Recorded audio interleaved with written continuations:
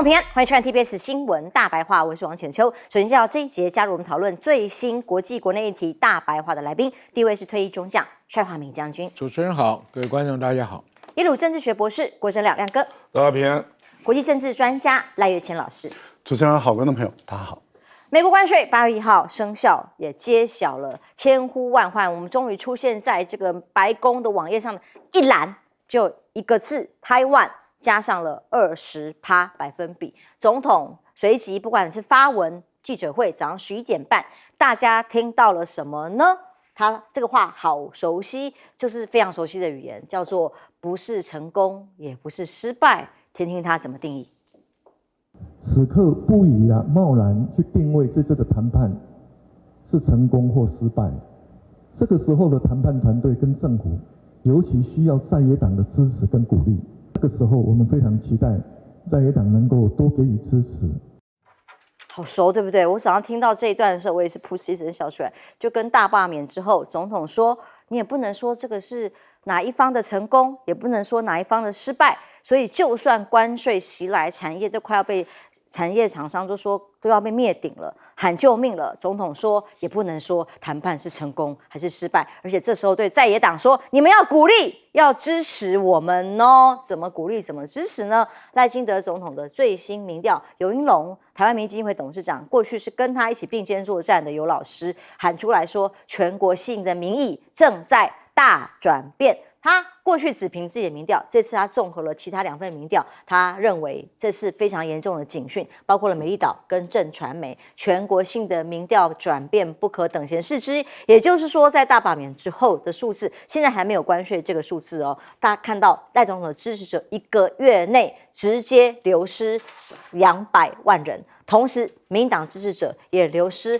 140万人，等于10个百分比掉下来的信任度跟满意度，都是代表了民意的大改变。总统看到了吗？没有啦，不能说成功，不能说失败，我们只是暂时的关税，只是暂时的失败，823就赢回来了。大罢免大失败，记者去问柯总召，请问您当时说你自己发起大罢免，您现在会不会考虑辞去不分区立委的选项呢？他说这不必问我，这个是整个党一起来的罢免，不是我一个人的问题。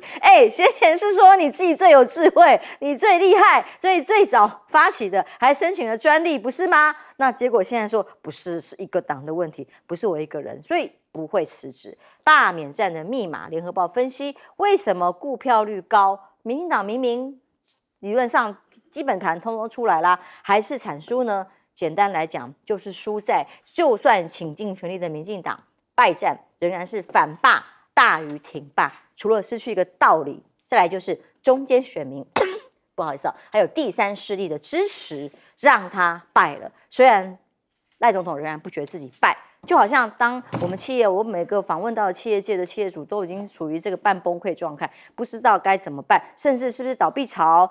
还有产业到底我们还让了什么？不知道。那我们是不是无薪假休的越来越多了？产业有没有什么要重整？不知道。但赖总统从头到尾语带轻松，就算记者的提问怎么样，他都不担心。而且在记者会因颁关税记者会之后，下一场他去哪里？美食展呢？看看他现场状况。关税20%比日本、韩国还要高有信心可以谈到调降吗？我们还有筹码吗？是因为死守农产品吗？总统哪些红线是哪一些？心中有没有理想的数字？什么时候要继续谈？我们有信心比15%还要低吗？就管你记者喊破喉咙啊！总统的表情大家有观察到吗？我第一时间就观察他的表情，非常的气定神闲，而且非常愉快哦。站在叶菊兰国母现在云山饭店董事长，这次筹办美食展的主委的身边，好愉快，神情轻松。所以我们不是国家面临的很重大的挑战吗？这不是等于是国难等级的灾难吗？总统叫大家轻松，因为接下来还是暂时而已，我们可以有办法跟232条款绑在一起谈，还可能有更正面的一个调降的空间。美方通知台湾在华府谈判团队，我们要正面看待，还有渴望调降。发言里面也是说，感谢郑丽君副院长等等的，是美国政府表达意愿，愿意进行谈判。哇，不知道这个信心从哪里来，但比日韩都还要高的这个结果，经济部长本来是说有信心可以谈到更低的，那所以呢，记者会直接经济部长就不用来参加，他也没有来参加。这些谈话内容，不管记者会跟他的脸书发的 AI 判定说相似度大概5%，那所以记者会开了，跟脸书写一写，其实没有差别，开脸书写完其实也就可以了。当台美对等关税20%，郑弘仪喊说不必悲观，要用站队比较重要。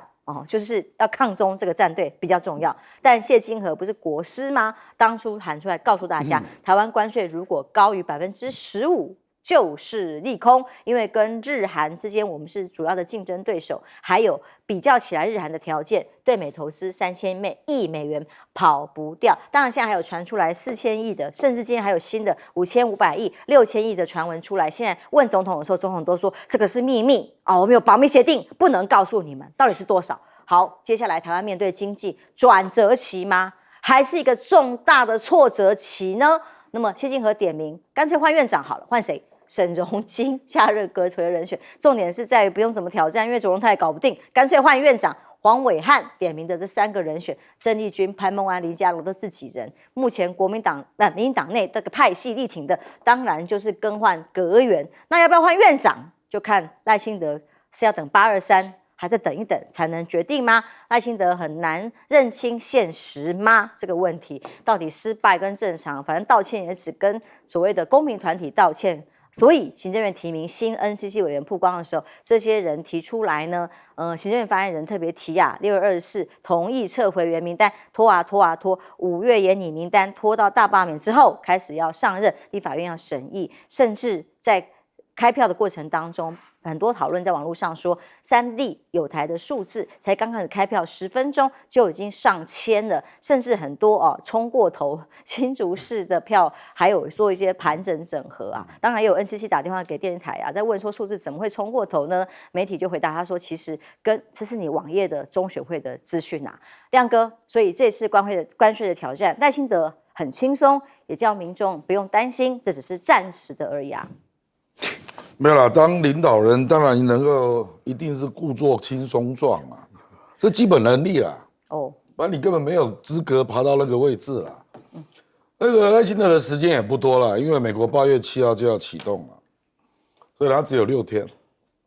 那很不幸这跟232无关，因为232是2个礼拜内美国要另外公布相关的税嘛所以赖清德事实上接下来。其实谢金河讲那个是很实在的话了。美国为什么20%，然后又说还没定因为台湾一定是跟美国讲说我们还可以让，所以因为台湾当然要面对韩国跟你出口美国的结构重叠60%嘛，那他是20%，你是他是15%，他是15%，你是20%。这怎么弄而且我讲白了台湾除了人工智能跟半导体之外，所有的制造业几乎都在6月就进入衰退。这个经济部有资料衰退灯号都已经亮了。那如果你是这样的关税，那我讲白了，除了 AI 跟半导体之外，其他制造业我不知道他下半年怎么过了。因为韩国就是比你少5%嘛，所以我认为赖清德接下来这个不要看郑弘仪啦，看下面那个啦，看下面那个谢金河啦，他讲的比较对啦就是台湾如果要争取15%，3000亿是跑不掉的啦。我认为我们一定是还没答应，美国事实上是开价4000嘛，那我是认为。他可能会觉得你至少要跟韩国一样，那韩国就是3500不然的话你就要开进口关税，要下降。那这个刚好打到了民进党的本命区了，就是农产品。没错，我认为民进党不会同意了，所以为什么赖清德他的空间其实很小了，就是日本跟韩国也都确定是15了，你还能拖吗？我8月7号就正式实施，你到时候高5%，看你怎么做生意，这非常现实我跟你讲白了啦，工具机机械制品、五金业、石化业几乎全倒了。你怎么做？你怎么弄啊？成衣等等都是。那个我还没有讲到，对不对？所以就是说，你不要边故作轻松，你明天就见报了啦。所有的同业工会都出来喊话。那半导体跟人工智能当然没有影响啊。那为什么今天股市为什么没有大跌？因为那个国安基金232的税还没有公布啊。是最惨的还没来。我跟你讲，今天一开盘就跌370点了，那第一时间国安基金就进场，这个只要懂金融的都知道。还一度拉到只剩下69点。没错。哇，这个我们都知道了，这个不是重点嘛，重点是关税抵定之后，如果你真的比韩国、日本要高5%，那我真的不知道台湾未来怎么办。而且我再讲另外一个啦，如果你承诺3000亿美元啊，这个钱你怎么筹啊？中华民国公债利率年利率不到2% 啊，人家要买吗？难道你要征税吗？难道你要央行卖掉外汇存底、卖掉美债来补这个洞吗？请问钱要从哪里来？的确，总统笑得开心，可以故作轻松，但业者没办法。我今天早上就是访问的是航空货运工业的理事长，他是喊总统救命啊，拿不出办法来，要不然就还不敢讲倒闭潮，但已经有好多家已经宣布要停业了。然后呢，还有接下来的失业，甚至无薪假，没有办法。拜托政府拿出办法来，他只会觉得越来越糟。但总统站出来说不会啦，我们越来越好。你不信看南昆生那个签师傅写得很清楚吗？一从山，一从水。今年这个关税只是第一从山，那美元呢？美元汇率呢？对不对？这个百业这个利率跟韩国都没办法比，你怎么外销？第三个，国防军费还没给你算呢，5%，你搞到2兆，你拿什么钱去补？故作轻松解决不了问题嘛。所以为什么这些事情都不在大罢免以前讲呢？现在干脆大罢免败得一败涂地了，他故作轻松。郑弘仪也讲，不要悲观，你乐观的程度在哪里啊？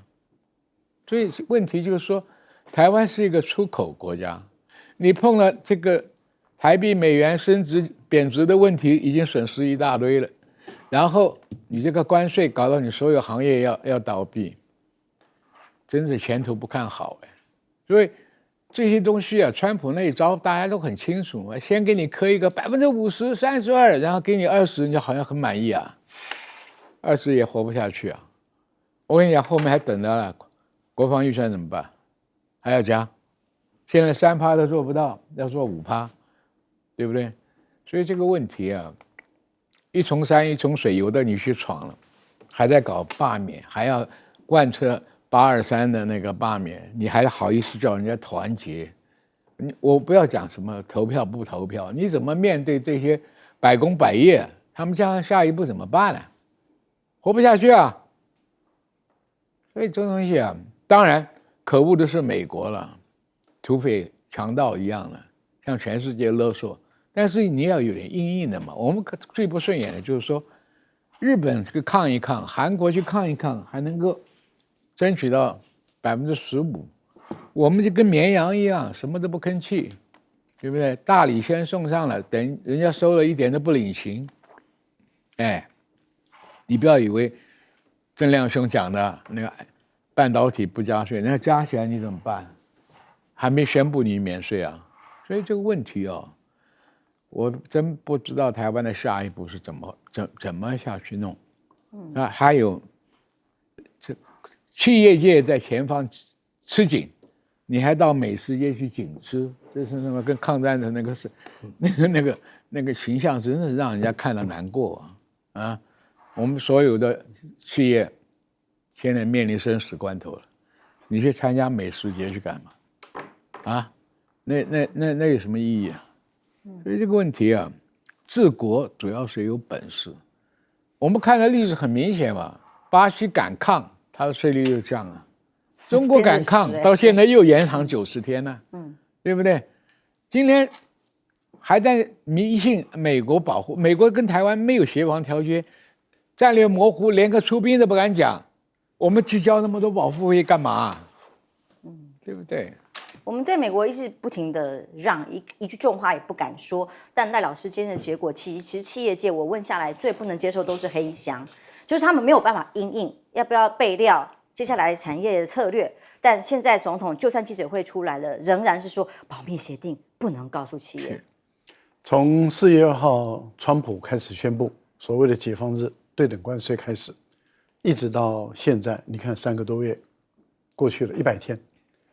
这100天以来，我们的企业界一直希望说透明，告诉我们状况，让我们能够因应，告诉我们进度，让我们能够做准备，什么都不说，黑箱子把它包在那个地方。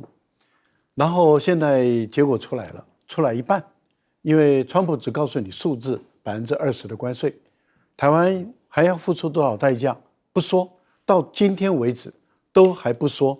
请问一下，还有什么保密协定？已经都公布了，还有什么保密协定？那20不是公布了吗？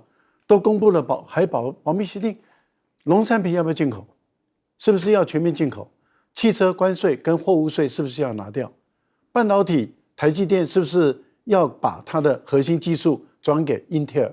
你还有太多的东西，还有要不要贡献出3000亿，还是2000亿，还是1000亿美元到美国去投资？你到目前为止什么都不说，只说保密协定。你告诉我们哪一份保密协定？你怎么跟美国签的 ？ECFA 你说是保密协定，你说是黑箱作业，你现在跟美国太阳花抗议就是抗议黑箱，不是吗？太阳花再站出来吧，该站出来了吧？太阳花该站出来了吧？现在的情况是这样子，故作轻松状，什么不要悲观，什么还要怀有希望，这个叫做冷血。你应该要站在我们的这些中小企业主、中小企业的员工跟他的家属，你要站在我们的纺织业、家具业、汽车零件制造业、制造商，还有刚刚曾亮兄所讲的，你要看看，一定会影响到、冲击到经济面的这些产业、这些企业主、这些员工跟他的家属会发生什么状况，会发生什么问题，他们的未来的生活，他们的孩子怎么办？都不站在这边，都不站在这边，就叫做冷血无情。然后还要在野党大罢免，然后现在823还要全力再把他们干掉，要把他们全部都斗倒，然后还说要团结起来，一起向美国朝跪啊，向美国跪趴啊，是你要团结在野党一起跪跟美国跪啊，还是要什么？讲清楚嘛！我觉得啊，不要这样子欺负人了，欺负在野党，欺负成这样子，还要在野党支持你、鼓励你，你再把他斗倒，岂有此理！欺人太甚。刚刚看到台湾罗斯工会的前理事长出来讲话了，他说呢，我们关税比日韩高，怎么竞争根本没得玩。中低阶订单被中国大陆抢走，高阶订单被日韩夹杀，台湾的螺丝产业完蛋了。总统听到了吗？可以这么轻松吗？休息一下，马上回来。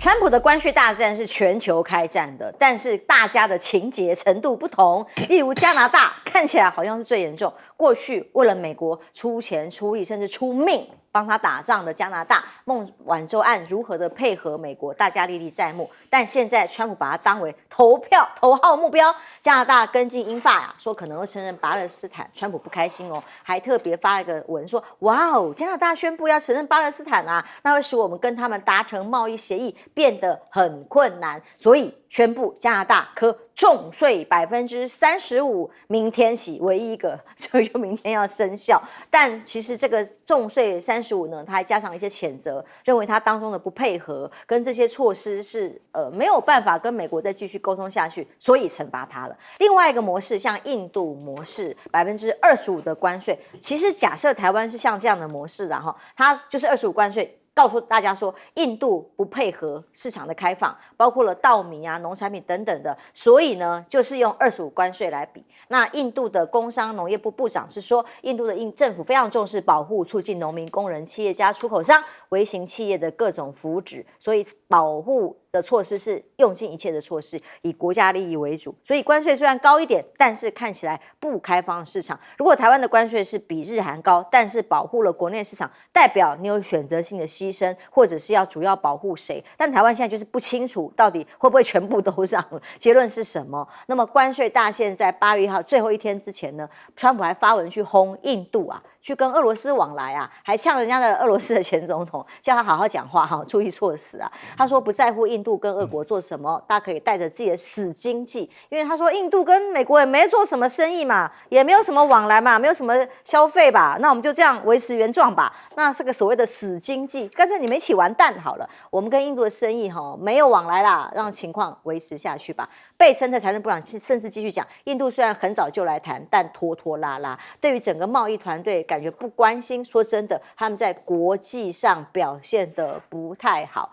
对于这样的关税，莫迪现在据了解当然我们最新消息随时补充啦。他现在目前为止我们所掌握是他还在沉默，所以因此有印度的人开始羡慕中国大陆吗？因为很硬，所以挺得住，像中国一样勇敢回击的霸凌。还是你自己说胜利就胜利？想必印度的网友很多讨论说，都已经被川普贬义成死亡经济了，这种侮辱从未发生过。但川普的霸凌，莫迪却还沉默吗？没有办法回应吗？其实重灾区还有瑞士，中立国瑞士怎么会这么惨，谈崩成这样？在这次谈判卡在所谓贸易赤字这一点瑞士承认谈判失败，他们总统出来说没有办法就瑞士跟美国谈的结果。对联合声明，就是我们一直没有出现的这个联合声明呢，没有办法达成协议。瑞士到最后一刻仍然希望华府找到可以听他理解立场的倾听者。那现在反而觉得，因为他们生产出了美国热爱、很爱买的高品质产品，他们自己没有的，因为有了高品质的产品，反而遭到了不公平的惩罚。他至少还敢讲一个不公平的惩罚。所以呢，现在各国的办法用尽之后，目前结果是如此。瑞士跟美国谈崩了，它的关税是比4月份原本解放日公布的30亿还要高的。还有墨西哥，相反的，它反而获得了90天的展延，因为他们还有一个贸易协议在这个地区。接下来是不是代表了北美自由贸易协定？墨西哥总统说得到了维护，不知道，因为这90天的展延，接下来包括墨西哥要继续支付25%芬太尼关税，25%的汽车关税，钢铁铝啊，像日本也是特别被征了50%的钢的关税，是不是会50%不一样？这也是我们台湾担心的。现在只看到了所谓的20%，还有没有其他的藏在后面？但大家最觉得特别的当然是巴西了。巴西这个鲁拉直接跟川普是一直在空中对干对呛，然后说川普如果打政治战，我们就当政治战来打。他谈贸易，我们就坐下来谈，没有理由害怕。你制裁我，你给我高关税，我就跟你对抗，我也会全面的展开反抗。结果最后呢，还努力争取美国降税嘛，传出来咖啡的关税可以到50%嘛。那最后，当时川普不是说对巴西要强力的制裁，给他50%最高关税？默默的，他没有在发文的情况之下，巴西在这表格里面出现了10个百分比，比先前的50%大幅下调了40个百分点。他到底做了什么？他就是对抗，而且不妥协，对川普对骂而已啊。亮哥，我这个川普，因为他相信关税可以让美国的经济变好嘛，这个是让美国大部分的经济学家都反对了。那没办法，他是总统所以只有2种情况，他可能会重新调整第一个就是股市大跌那第二个就是美国的通货膨胀、物价上涨那因为明年有期中选举嘛，相信他会受到国会议员的压力。可是我认为今年要调整难度非常高，所以今年大家就是要撑住这没有办法那有一些国家，比如说加拿大事实上是最没有筹码的啦。加拿大出口到美国是72%结果加拿大老百姓这么强硬，就是觉得尊严更重要，那他们愿意撑其实如果这样也没什么话好讲瑞士也是，瑞士4月它的税率是31，现在变成39，啊，就美国就觉得你是很难谈呢，怎么都不让呢？上瑞士对美国大概是顺差大概200多亿啊，那可是他就是这样啊，那这个总统也没有受到国民的谴责啊，所以坦白讲，那个老百姓的思考方向也蛮重要了。比如说印度4月是26，那最后是25哈，只降了1%啊。那个川普讲的很难听啊，就说那个国家死气沉沉啊，实际上就是在骂他的官僚主义嘛。那这个印度不愿意调整啊，那就是没有办法，这个那你就不要买美国的东西啊，反正他国家够大啊，那到时候你美国企业要来经营我的印度市场，我也可以找你麻烦啊。我觉得大概就这样了。那墨西哥也没有怎么让啊，可是墨西哥跟美国是第1大贸易国啊，它超过中国啊 ，Number 1啊，所以你看啊，其实川普也有很现实的部分，对墨西哥、对中国都延3个月，因为太大了，会伤到自己。简单来说，柿子挑软的吃啊，软的快决定。打瑞士不是就是杀鸡儆猴吗？慢慢谈。哪个小国家？戴老师，其实川普一向如此了哈，但是我觉得他对加拿大有偏见了，好狠的。但是加拿大的出手也够狠啊，这个最主要还是来自于法国的总统马克龙。马克龙他是整个西方国家第一个把这种假面具拿下来的人啊，也就是说。加沙地区的以色列的这种种族灭绝已经到了人神共愤的一个阶段，那他们眼看着他们在过去的这种眼很大、虚伪已经包不住了，国内的反弹的声量，全世界还有中东地区的反弹声量，已经到没有办法再装这种虚伪的关心的一面，所以马克龙就说，那我要宣布承认这个巴勒斯坦独立建国了，2国方案了。这个一宣布以后，你欧洲的很多的国家都站不住脚了，英国也站不住脚了，所以纷纷的就都跳船了，说那我9月份也会承认。那么这个部分里面就烧到了加拿大，加拿大就在美国的北边，然后美加过去人权每天挂在嘴巴，加拿大这一跳出来的时候，就狠狠的打了川普一把脸，就是说你这个家伙美国人权就是都是虚伪的然后伪装这种都伪君子，伪到底。那川普气到不行气到不行，就拿关税去修理加拿大。这一修理就更凸显这个美国的霸道跟不讲人权。好，那我们看到英国也承认英国也承认9月份嘛，所以我们看到，但是拿英国没办法嘛，奇怪了。没有，因为英国他们已经先签了，对，已经先签了。但是英国说到9月份才宣布了好，但是你可以看到他们的眼很大。这个就是西方人的虚伪性。那川普就说我是小人我是小人带疯子，你又怎么样所以我根本就是不虚伪，我就直接打你的脸。这一打，那当然就噼里啪啦打了一下。好，可是问题就在于说，瑞士有人说，瑞士为什么那么硬？这么小的一个国家，才4万多平方公里。其实瑞士的劳力士表或者瑞士的很多的东西它都是属于身份的象征，精品。你美国人坦白说，能够买劳力士的、瑞士的这种，他也是有钱阶级的。你关税涨到31，他还是会买，他没感觉，不差。说的也是。另外，买不起的还是买不起。另外还有的，自然都可以他可以透过欧洲带过去，还可以透过中国大陆带过去，因为中国大陆小嘛，不是，因为大陆跟瑞士有签自由贸易协定，所以他可以从中国大陆再带过去，到大陆去 shopping。然后玩一趟，再带一点劳力士回到美国去。那你想想看，大陆也欢迎，瑞士也欢迎，瑞士没在怕嘛。真的没在怕就算越谈越高也没关系。个人带得动的东西，差蛮多了，真的，越高端的越不容易被制裁，回去就转卖就赚30%，而且钻石在 X 光机看不出来的那走私带钻石的。不要教太多了。哎呀，将军太多秘密来，怎么看这个局？这个局我跟你讲，就是柿子软的吃，它也不见得能得到什么好处。但是这个声势吓人嘛，杀鸡儆猴嘛，对不对？碰到硬的他就没办法。印度、中国大陆、加拿大，所以这个例子啊，我觉得台湾参考一下。日本、韩国屈服还有点道理，人家有驻军在那里，有协防条约的。我们连一句说个明白的话都不敢说，模糊战略，连一句不公平都不能说。不是，我们图个什么嘛？图什么呢？你说你也不美国也不驻军，图抗中喽？也不签这个协防条约，连句我愿意协防台湾的空头支票都不讲，还赖清德远巴巴去个纽约也不同意，我们这个棋子也做得太委屈了一点吧？那你为了一个抗中换了什么东西呢？很简单啊，后面我一直在讲嘛，日子一天比一天难过嘛，真的，因为你这个关税效应是慢慢扩散的嘛，那台湾的通膨就是慢慢涨嘛，然后失业萧条，这个是可以预见的嘛，对不对？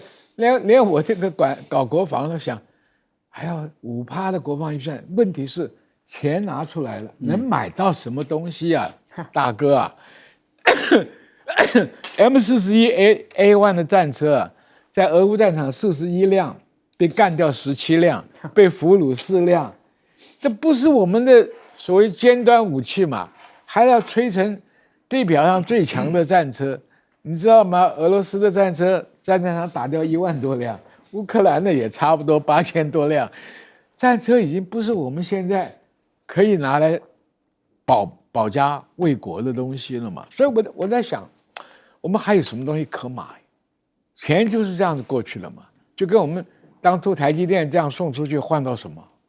我觉得什么也没换到啊。现在下一步更狠呢，我们那些晶片上下游的产业链是不是也过去了？那台湾还剩什么？还现在亮哥还讲得很好听的，将来 AI， 我看 AI 搞不出什么太大的名堂，因为你电的不够嘛。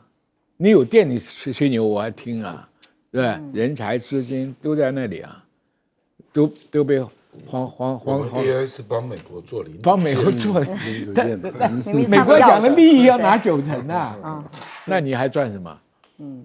所以灾区很多啦，各国都有不同的这个程度的情况，但显然台湾的因应比一比，就会觉得到底足不足以代表人民的心声呢？休息一下，马上回来。我们唯一的好处。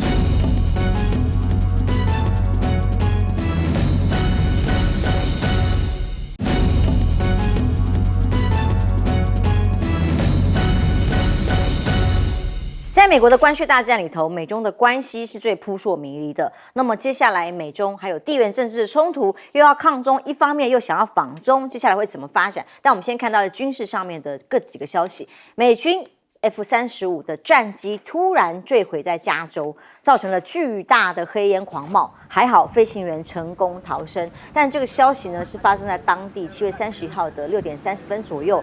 大家关注 F-35到底发生了什么事，没有人知道。那么美国的军武到底军纪还有武器的维修 SOP 有没有出问题？像美国的核潜舰俄亥俄州到澳洲去了说是要加强嚇阻潜在的威胁，对的是谁？当然也就一目了然。但是也有大陆最新曝光，在台海的上空驱离外军，我不知道这个画面是外军是谁，是一架直升机，它是用模糊的方式处理，但是画面里有一位军方的解放军的陆军航空兵不断的喊话，听听这段画面。我是中国陆军航空兵，你即将侵入我国领空，立即离开，立即离开。飞过去以后，跟它呈这个对峙状态，就这样僵持了大概1个多小时。军舰机钻到云里以后，突然向我左翼大速度冲击挑衅。2,000米、1,000米、500米，不足500米的时候，他怂了。最后是他突然掉头走了，但公布这样的画面概念是什么呢？最近在这个周边全世界都不平静，中国的海警也有公布了一个6分钟脱离菲律宾侵权船只，大家都是互相抵近啊，谁先退谁先输，包括了侵权的船进到仁爱早礁附近的海域呢，中国海警就是继续的往前，来冲过来啊，2个肩膀搭一个，来过来嘛，谁先怕谁先输，最后用6分钟将船只给脱离了哦。那美中呢看起来现在是要对话呀，这个关税还在延后谈判呐，但是呢还有一个消息是美国公布出来的所谓独家消息嘛，被形容叫做验证真实性极高。价值3490万美元的俄中军事合约被说曝光了，这是一位战地记者，这一位Joy 他所公布的，说俄罗斯在帮助中国大陆准备入侵台湾吗？这个计划叫做剑，是刀剑的剑的计划。那形容呢，俄罗斯国防部出口跟中国的中电科技公司签署的这个计划呢，就有各种空降指挥自动化的系统。这种计划可以代表造成台湾可能的风险吗？签署的日期合约都已经超过了4年了，这个时候公布这个到底是为什么呢？黑月骇客组织说，中国要攻击台湾的威胁不再只是潜在，而是现实的威胁。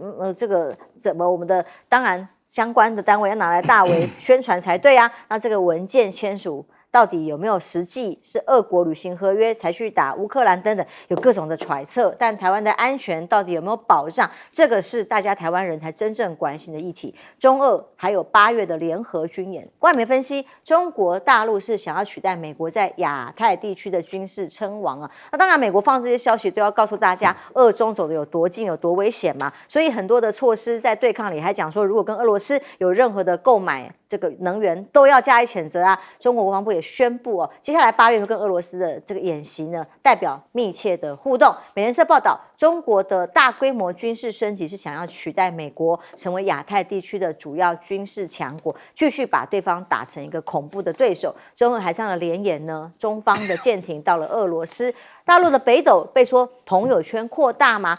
伊朗这里准备要弃守。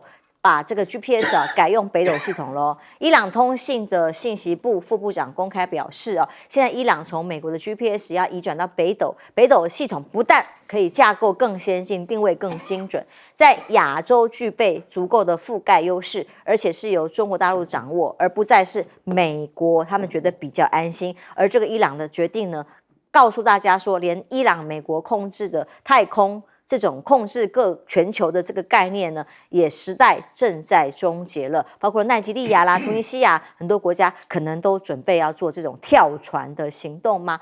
亮哥，先来看看美中的地缘政治。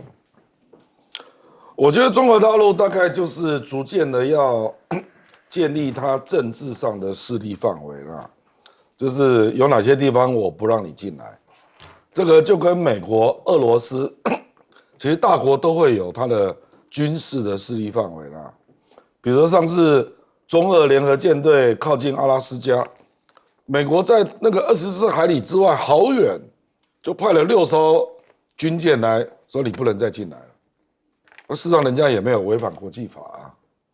还有俄罗斯勘察加半岛附近你敢去吗？所以我觉得有点类似啦，哇。那至于说中国大陆如果他要发动武统会有中俄联合的军事计划，这简直是莫名其妙啊！这个表示这个军事记者本身就是个白痴嘛，完全不了解中国跟俄罗斯还有台湾的状况嘛。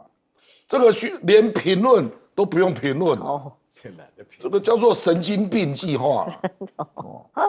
中国大陆如果真的有所谓武统计划，那绝对他是自己的机密啊。他怎么可能告诉任何国家？怎么可能寻求任何人合作？那到时候俄罗斯如果没来了，那整个计划怎么办？简直是开玩笑嘛！那至于越来越多的国家会逐渐从 GPS 转到北斗，其实这个跟中国大陆军武的出口是有关的啦。没错。那这个可能就意味着伊朗可能是真的买了红旗9B那个地对空防御飞弹。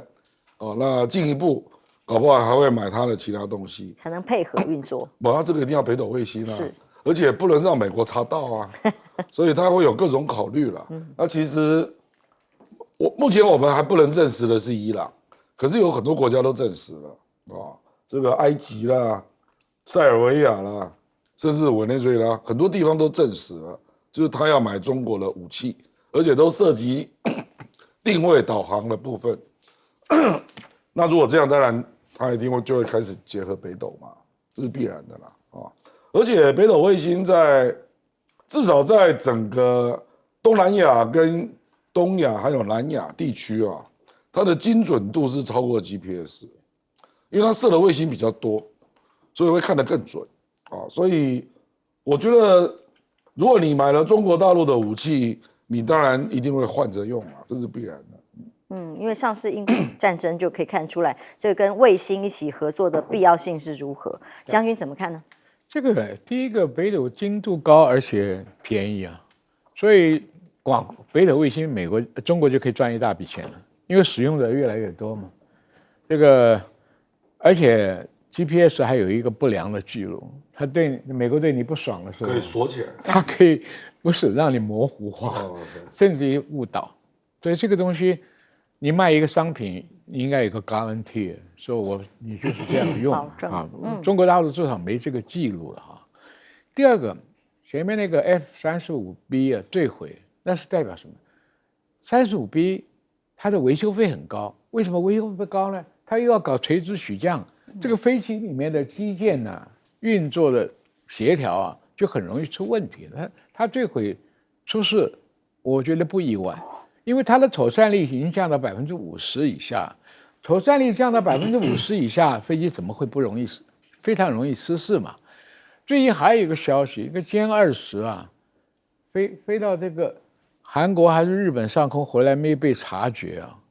对，这个东西你想想看，阿拉斯加的扑爪雷达，对不对？日本的扑爪雷达，台湾的3个扑爪雷达都涵盖3000公里的雷达收缩面都没有发现。这个隐身效果谁强谁弱，这个对美国来讲是很大一个威胁了。所以慢慢，中国大陆因为军武科技的进步啊，它很多行为就表示了充分的自信。你要骚扰我的边境，我马上就强迫驱离。至于这架直升机，我都怀疑从哪里来，从日本来太远了，飞不到它就要坠落了。最可能大概是菲律宾的因为。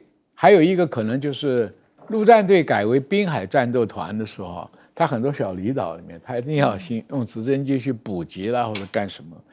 这也是就是说，我证明我刚刚讲那一点，你任何这个越界的，我就非常强，不再客气了。像以前是靠一个劣势去逼的结果坠机，现在是公开政府支持，你就是这样做了嘛，不像上一次那个。在南宁那边摔的那一架不一样，那现在菲律宾你在海警再来骚扰就把你带走了，所以这个就是一个国家有了底气以后，他的对外的态度是一个转变，而且刚刚曾良雄讲的政治地域的扩充，军事武力就随便要跟到哪里，因为国家的外交跟政治是靠军事来支持的，所以现在你看第一岛链就变得美国的力量就越来越弱了嘛。那俄罗斯虽然海军不强，它跟中国它的海军还是要在北边延续，它有很强的潜艇嘛，同样造成美国很大的威胁。何况现在航母的优势，美国已经逐渐衰退了。所以“一带一路”也好，太平洋这边的1、2岛链也好，中国的军事影响力已经到了2岛链，那很明显就到2岛链。所以将来什么时候到了3岛链那边去晃晃，都不是很意外的事情。就是说，斗而不破的状况之下，这种行为你会慢慢看得到。是好。所以赖老师，让我们看到美国的全面在经济的关税侵略嘛，来编做，但中国大陆这部分是默默的自己的军武不断的在提升，因此双方是不是产生了一些很不一样的发展？不一样的根本性的发展，就是说，大陆的练武的对象是以这个美军为对象，就是说怎么跟美国交手，怎么打败美国，所以它的训练的强度是很够的。所以你会看到，在这段时间，所有的所谓的外敌几乎都是美军，例如说这次讲到的美国的舰载直升机低空的已经要渗透穿越到中国大陆的领海，估计应该是在南海这个地方。要不就在海南岛，要不就是在于中国填的岛礁，看那个基地的位置很像岛礁比较大型的岛礁。那也就是说，它已经碰触到那些岛礁。那中国大陆当然，这个陆军的航空兵就上去了，就把它赶走。那这个部分里面就是代表彼此之间针锋相对。在东海这个地方里面，我们也看到了啊，解放军的这个拍过歼20啊，也拍过歼35，然后跟这个 F-35来对峙，然后最后把它驱离成功啊，等等的这种短兵相接的画面，彼此那个大陆是越来越不让，而且越来越咄咄逼人，也就是把美国就硬赶走。那么对美国人来讲的话，横行霸道在太平洋几十年了，现在碰到强劲的对手，他的感觉的挫折感越来越大。他们的飞行员也好，或者他们的船长、舰长，他们的挫折感越来越大，荣誉感越来越低，因为一天到晚被赶走。一天到晚被打得灰头土脸，然后都很难看，所以他们的训练的强度也在增强。可是当美军的训练强度增强的时候，就开始出问题了：载机的载机，吊机的吊机，撞船的撞船。在韩国也撞船，在日本也撞船，在这个往关岛的方向走的时候，潜舰都能够撞船。你可以看到，水面战舰也撞，潜舰也撞，飞机也掉。什么东西都来，这代表什么？代表美军一旦强度一拉高以后，这个演训就出问题了。好，不过我觉得这个中俄的这个计划是很有意思，里面有破绽太多了啊！为什么说破绽太多？你也觉得是一个笑话吗？这是一个笑话，因为他说，因为骇客说这是真的，然后一个军事记者说他证实这是真的啊。那我们就问，第一个，他们说这个合作的，也就是大陆委托俄罗斯帮他们写一个软体，这个软体就是空降指挥的这个自动化的作战系统，这个软件合约是3000多万美元。好，可是他说是中俄联合要侵台，标题是这样下，但是它发生的时间是2021年，而俄乌的战争是2022年。这个就不合理了嘛。是，也就是他说要用俄国的实战经验来帮中国大陆啊。那这个就不合理。第二个呢，如果我们的了解的话，从1949年开始以来一直到1958、57中俄之间的合作长达10几年，所以他们本身的合约基本上都是中文跟俄文，不会用英文。除非这个骇客组织他通晓中文跟俄文，那我佩服他。那如果这位军事记者他也通晓中文跟俄文，那我也佩服他他能够很流利的看中文版或者俄文版然后就说这个是真的这个都是很有趣的一件事。那我想，如果常常来往于两岸的就是说在台湾跟大陆，那还有在海外的，在欧洲或者是在美国的，那都有用过 GPS 跟北斗的相互比较的经验。我们亲身经历，我们可以证实。北斗确实比 GPS 好用，精准度高，因为我们都知道大陆的交通系统那个立体化更彻底它好几层，高速公路都好几层。如果我再举一个例子，重庆好了，重庆可能是全世界地表最复杂的一个城市，它的立体交通是更为复杂。北斗完全一个定位，如果是 GPS 的话，把你掉进河里面，掉进长江，跟你保证。如果你根据 GPS 走的话，保证你开到最后的嘣掉进长江里面。但是你跟着北斗走，绝对不会有问题。你都知道你要走哪一层的空交。